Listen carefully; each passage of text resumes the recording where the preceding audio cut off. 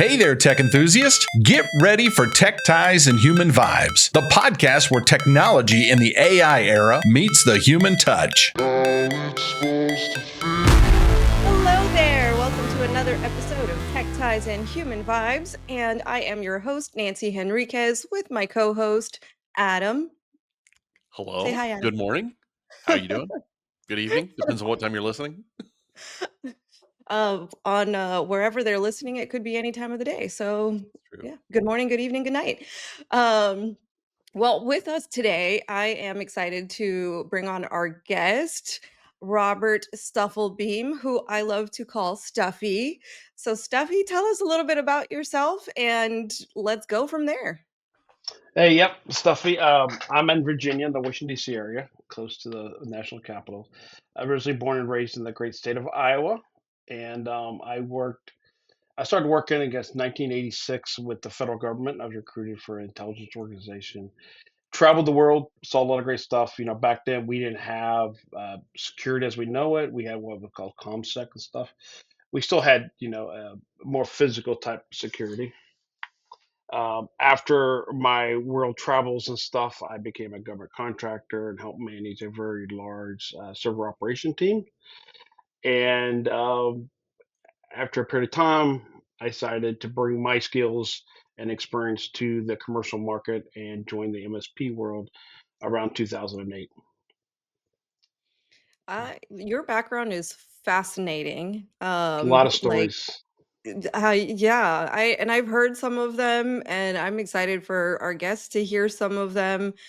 So you are in Virginia. You've worked, or by the Capitol. You've worked with the government, in the government, across the government for so many years.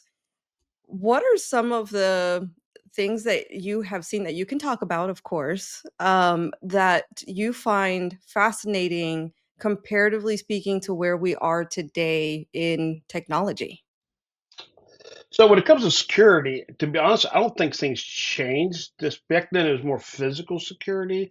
Like we was worried about what's called Tempest, what's like radio waves, penetrating and people copying data and stuff, or having locks on doors and stuff. Back then, again, we was at the end of the Cold War, so we still had some very bad people looking after us and trying to get into our stuff.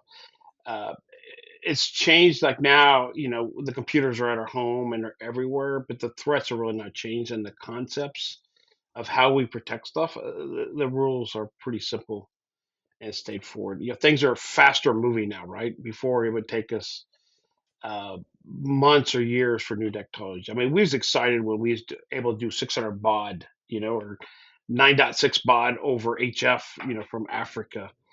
And now we all have, a gigabit in our houses, right? And we're talking about 10 gigabits and stuff. So things are just moving faster, but I always believe the core concepts are all the same.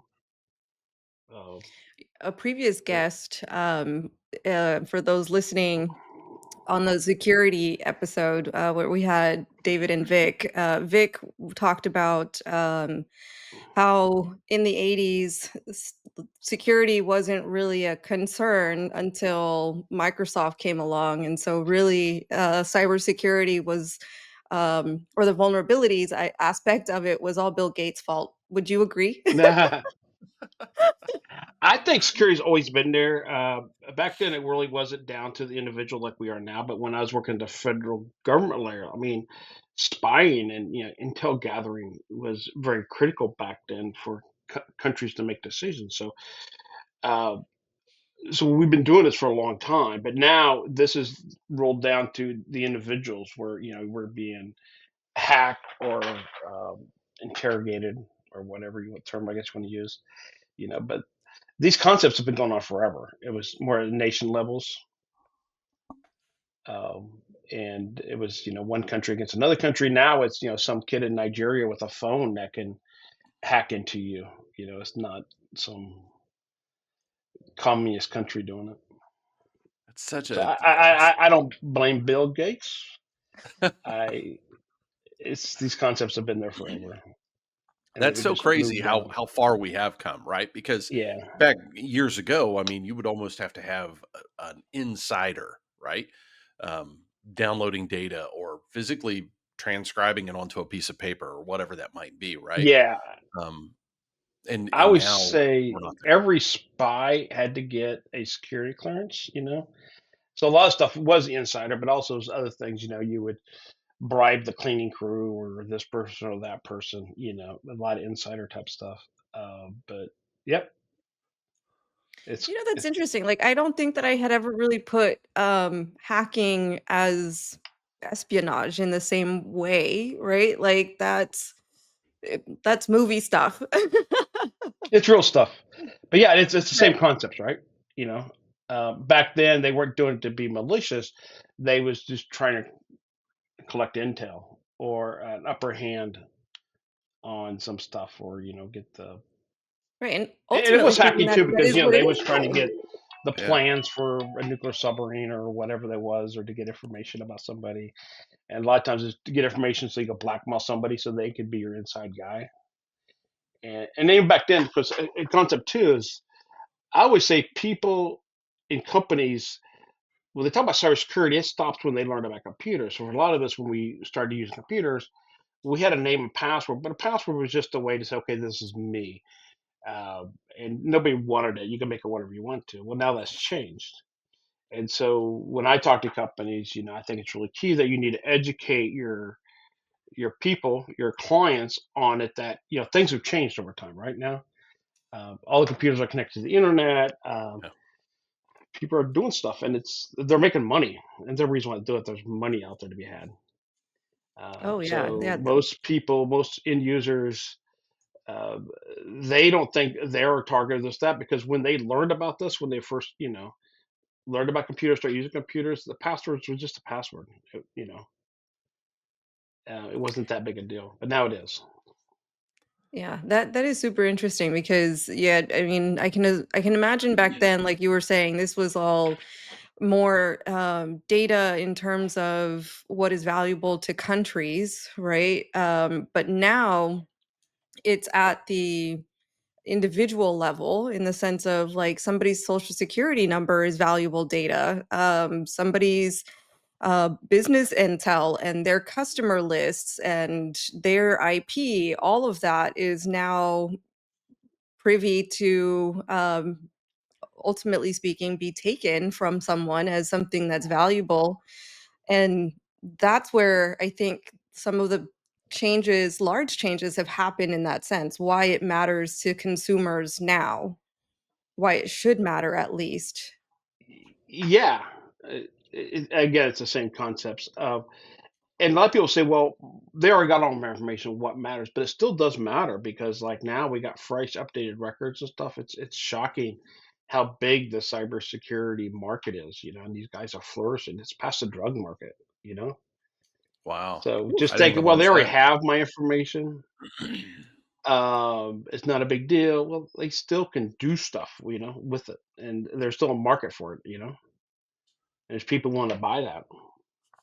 So So, Right. Robert, it's pretty. what are you currently doing? Like, what's your day to day?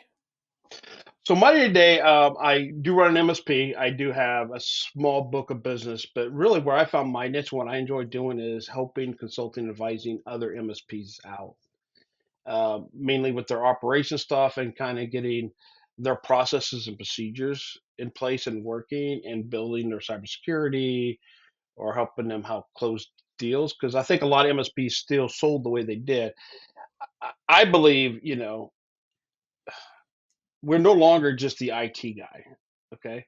The days of having printers that need to be messed with and computers that need to be board reset and fidgeted with is gone. It should be gone. So Yeah. now we really need to be helping companies with reducing risk and liability and managing stuff. And that's what I enjoy, you know, MSPs that haven't really not made the transition, helping them make those transitions to being more of a business mentor. I call it a risk liability firm, or you know, helping their companies. And I always believe so that's what I love doing during the day is mentoring, coaching, and just helping people grow and listen to what their roadblocks are. All these people said, well, my clients won't do this, I won't do that, they won't accept that, and just compile that list of all these hurdles that they created, right? When they're out in the track, and help them jump those hurdles and I coach love them that. along the way. I enjoy that. It's I a great love that. feeling. We need an army of Yeah. you and other coaches, because I think that especially with the next wave, right? What everyone is calling the AI revolution, Yeah, all of that coming in, like IT leaders today are going to be the leaders of people tomorrow, is what I say. And so, having people that have been there, done that, have been in the trenches, have seen what it takes to lead businesses through this are going to be absolutely needed. yeah. And in my previous life with the government and contracting, we've got in some really deep, scary situations where the nation, people's lives were on the line. So I always say, there's no problem, we can get through it, right? This is easy stuff with users. um, and I also believe in telling MSPs that your goal is not to have tickets. So if you're still as an MSP working a lot of tickets, something needs to be fixed. Yep. You, as a managed service provider, you really should have less tickets. You should be now working on cybersecurity, AI, things like that at the business level with the company. You should not be, running in as Joe the repairman, fixing printer problems and workstation problems and stuff. I love that, because Yeah. what you're talking about is professionalizing the industry, right? And it Yes, 100%. it angers me sometimes when I hear that we're not an actual industry because we don't have regulations, we don't have standardization in the way that other industries do, like lawyers and doctors and all of that. But that is what we need, is to professionalize our industry because of how valuable and important our roles are. Yeah, most people put us at the professional trade level, which I'm talking about, like plumbers, electrician, where you install something or you fix something, right? But we really should be at the higher level with the doctors and the lawyers, Yeah. Hmm. where we're advising people, we're consulting people, we're helping them uh, be, more profitable, more productive, reduce, liability risk, and make more money. We should not be, hey, my light switch doesn't work, my printer doesn't work at that level, or my pipes are plugged up. And that's Yeah. kind of where we've always set, because people needed IT. Yeah. And that's even when I talk to people too. It's like, well, somebody's looking for an IT guy. They're thinking about somebody to come keep their computers running, right? Yeah. Those are those the clients you really want? You know, And computers in my day should just work yeah, if done I agree correctly. with you that MSPs are looked at like that, right? Just like there are many people out there that only go to the doctor when they need something. You only go if you had a heart attack, right? Heart attack. I'm gonna go. I'm gonna figure out what's wrong. But then the doctor gives you advice on how not to have another one, right? Yeah, and So that it's like that with the MSP, right? MSP could say, "Hey, you've been hacked. Here's how not to get hacked again." and But the it's up doctor's to a the great client. concept. So I'm talking about, because when we grew up, we only went to the doctor when we had to, right? Yeah, Now we talk about primary care physicians. We talk about the Preventative insurance care. say now we got to do all this preventive stuff, right? yeah. So now doctors are more proactive than reactive. When we grew up as kids, and I'm not aging everybody, but I can pretty much guess, you, you went to the doctor in a reactive mode. And now we tend to, the whole medical industry is now turned into a proactive role, because they know Yeah. it's cheaper, right, to Right. get ahead of Yep. stuff. And that's a great concept for MSPs. That's why you need to be. You need to help and explain to people. We need to stop reacting. We need to be proactive, because it's going to be cheaper in the long run. Same with doctors. How do So you true. how do you teach? Two questions. One, how do you teach the MSP that that's the kind of MSP that you need to be, a proactive, not a reactive? Two, how do you teach the MSP to be able to teach their clients? Because a lot of clients are not looking at MSPs until they need one, like really, really need one.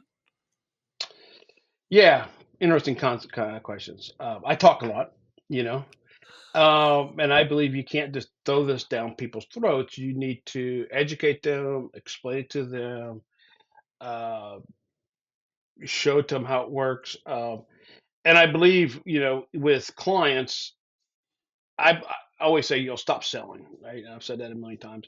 Educate people.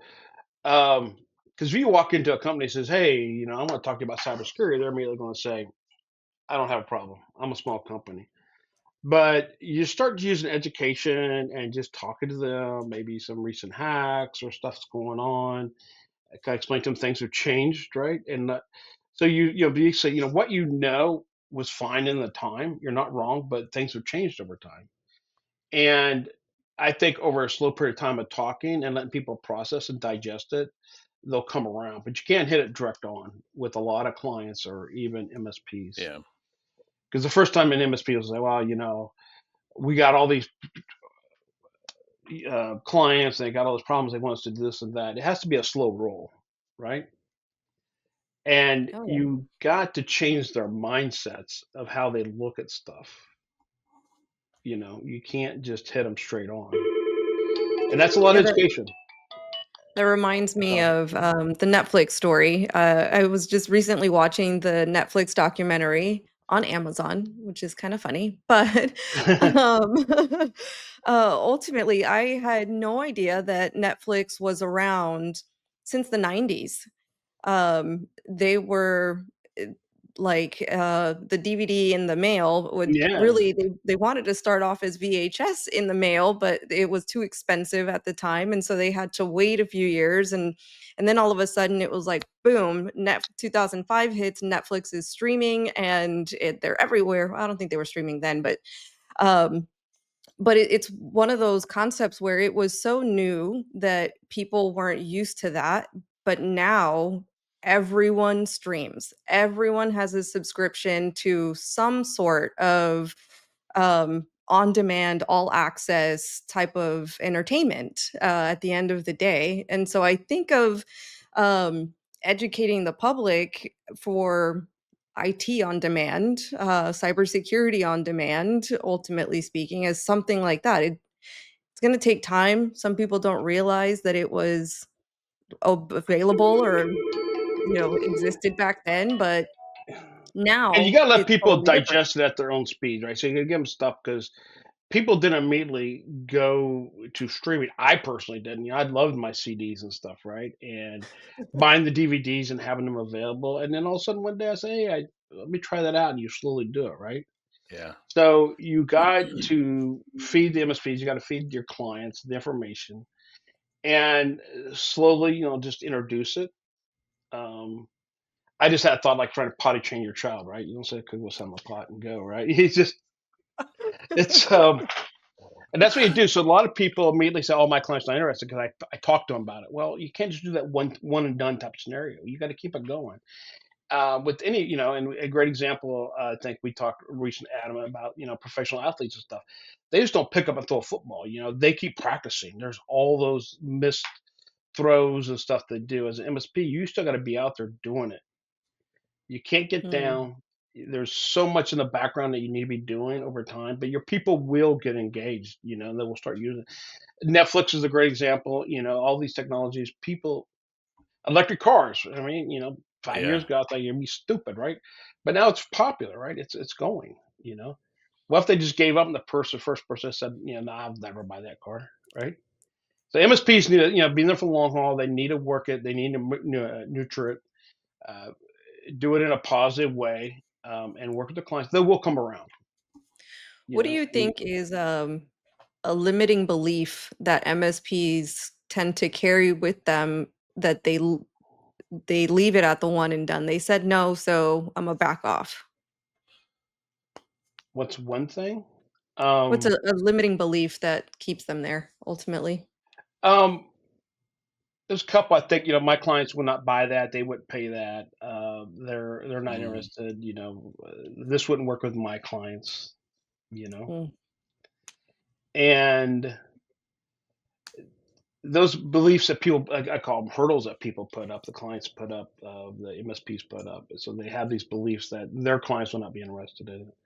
And one thing that's very, very important is that um, compliancy does not have a small business exemption. I brought this up at a when it was CompTIA event. When you got these compliancy frameworks that people have to follow, like your title and escrow company, a one or two man shop, they still got to follow them.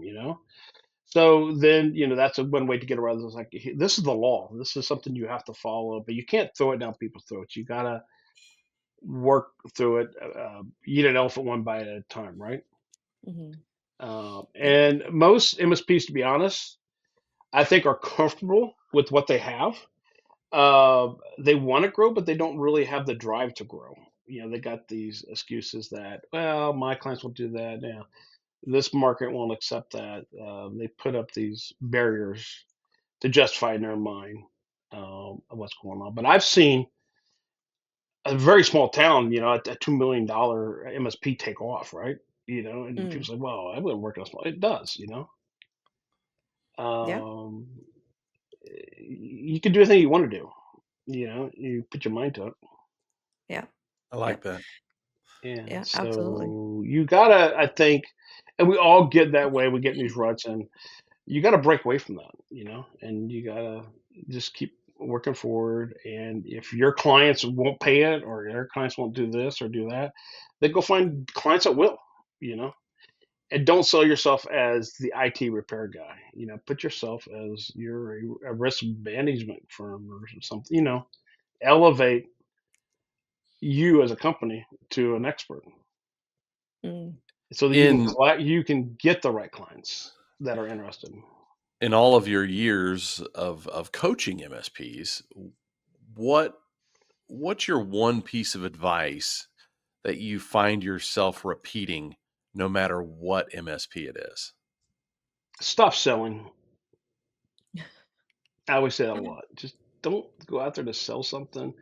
Educate people, work with them, talk to them, have a conversation, get to know your clients, and understand their business. We a lot of the coaches will talk about you need to know the business and the trade they're in. Build a relationship with them. Don't be out there. Yeah, I say yes. Stop selling.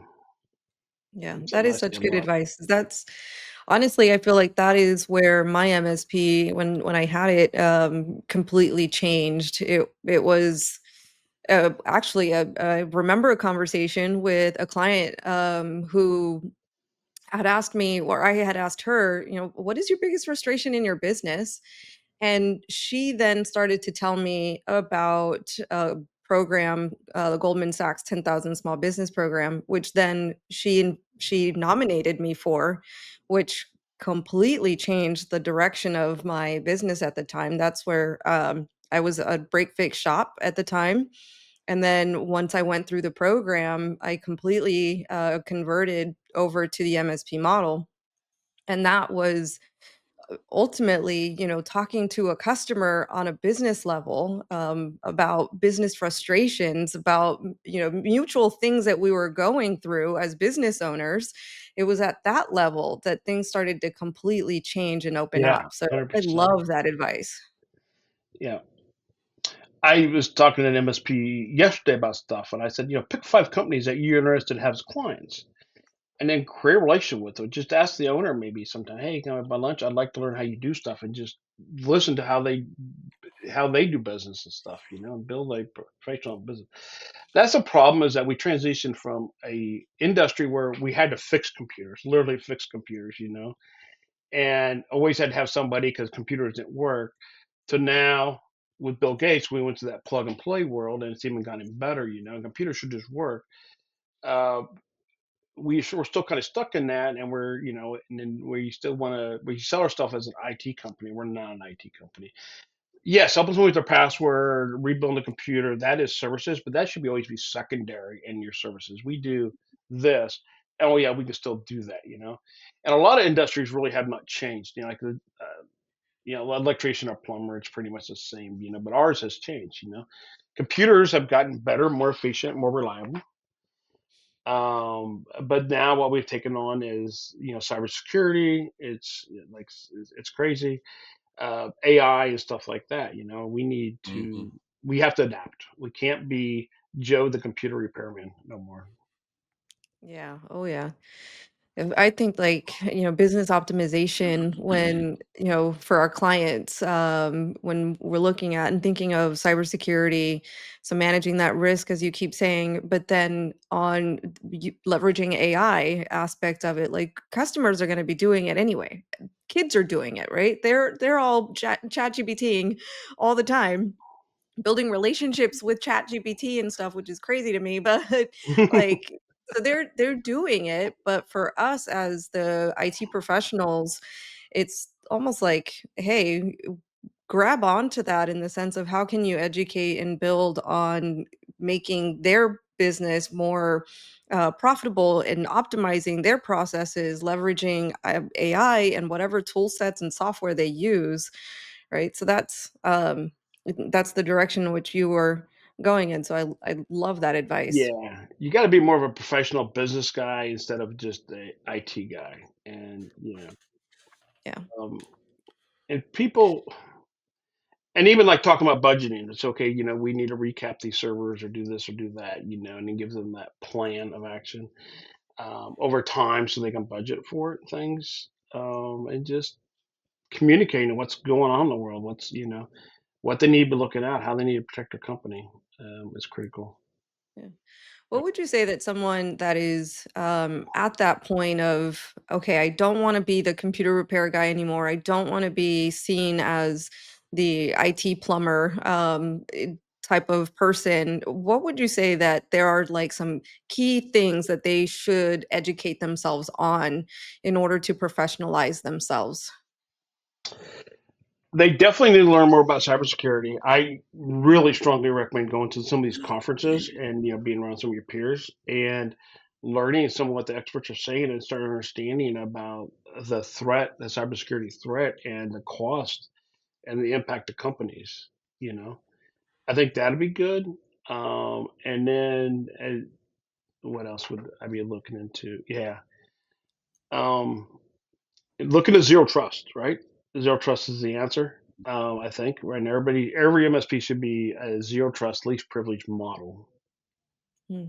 Learning about that and how to adapt that, and then start, changing your sales process, your prospecting process, so that you are looking for the right. You're educating people and communicating that out to what people do. And there's so many use cases where you find out a trucking company got hacked, this company got hacked. There's real articles out there. Yeah. And getting up to speed on those. Yeah, absolutely. If I answer that correctly. Yeah. So just yeah, I think a lot of the conferences are really good about getting the stuff you need to learn Mhm. about this. And look, a lot of MSPs are looking for a process, a one and done type process. They go buy a box and poof, they get 100 leads and this and that, or they find an MSP that's successful and they want to follow that. You can use those as guides, but you really need to cut your own path of what works for you and What's your, find you your. can answer this if you want to, if you don't want to, I understand, but what's your number one conference you would recommend people to go to? I really like Ride a Boom. I Okay. only went 1 year. Last year was the same time. So my conferences lined up. I'd probably be Ride a Boom. Awesome, with real live stories and stuff about cybersecurity. Threat Locker Zero Trust is another great one. And then I would probably put GTIA. But now Channel Pro has a lot of the local, conference. They come to you and they pay for your hotel. Yeah. Oh yeah. Those are good. So you get to start seeing people.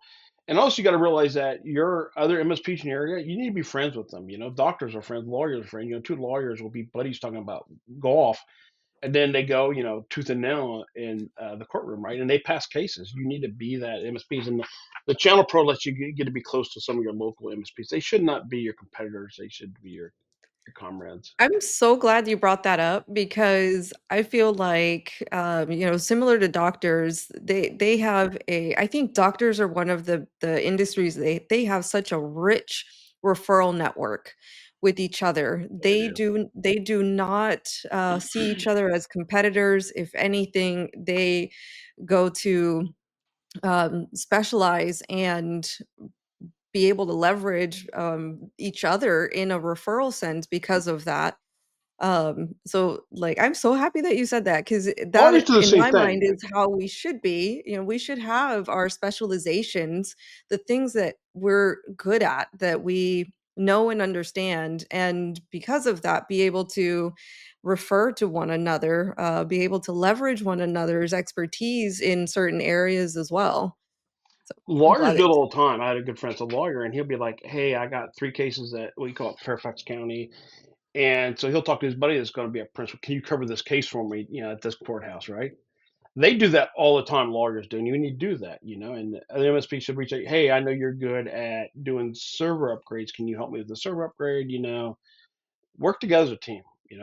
Uh, and collaborate. You're a whole industry all by yourself, and you guys should be working together and Yep. swapping stuff. As you know, even like people say, hey, like my dad was a mechanic, right? So you reach out, hey, do you got this part? You got that part? You got that tool? They would work together. Same thing with MSPs. Yeah. And you'll see on Oh, Facebook sometimes someone says, hey, I got a new client in South Carolina. Anybody available to help out, right? yep. And they do that. You should work. You shouldn't be worried about somebody stealing your clients. You should be professionals, Should and you be. should, yeah, Agreed. Yeah. Yep. and you should be collaborating. You should be talking to other people in your field. You can't do it on an island. Yeah. You need to be at some of these conferences. You need to be talking. You need to be talking to your peers, having lunch with your competitor, and making an alliance or a plan, and what you'll find is that the clients that keep jumping MSPs are bad clients anyway, right? So, Mm. and you need to know, you talk about that. So, and I've actually, funny, I'm sitting in an MSP's office where I actually took a client from him not knowing that, and we became best friends. You know, and that client actually left me and went to somewhere else. Um, and I'm in his office now, helping him out today. Yeah. The guy that I Oh, that's lost the awesome. client That from, is. that I took the That's client awesome. from, and we became friends. So yeah, don't build relationships, get education, be professional. Stop being the repairman. Robert, Yeah. if somebody wanted to contact you, they're like, "Man, I really like this guy. He seems to be cool. He knows what he's talking about. I want him to coach me." How would they do that?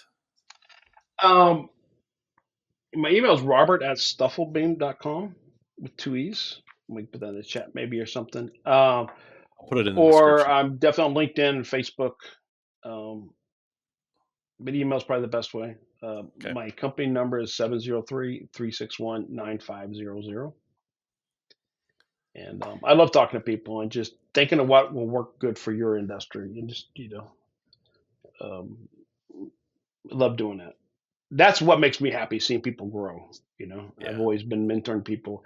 And I'm also the type of guy, when it comes to, people call it their tech staff, but I always say it's your operations staff. And I think MSP should stop calling people their techs. They should be called specialists, Mm, desktop specialists, help desk I like specialists, that. whatever, level 1, 2, and 3, operations team, dispatch, operations coordinator. I had some great titles out there. But when they come and they need help with something, I'll typically ask questions, and I want you to be able to figure out the answer yourself and be coaching, right? That's what So a that they great get coach it and their does. mind's thinking, and they're learning how to analyze stuff. Because we don't have all the answers, we don't. But can Yeah. you learn how to think through stuff and analyze it and then figure it out?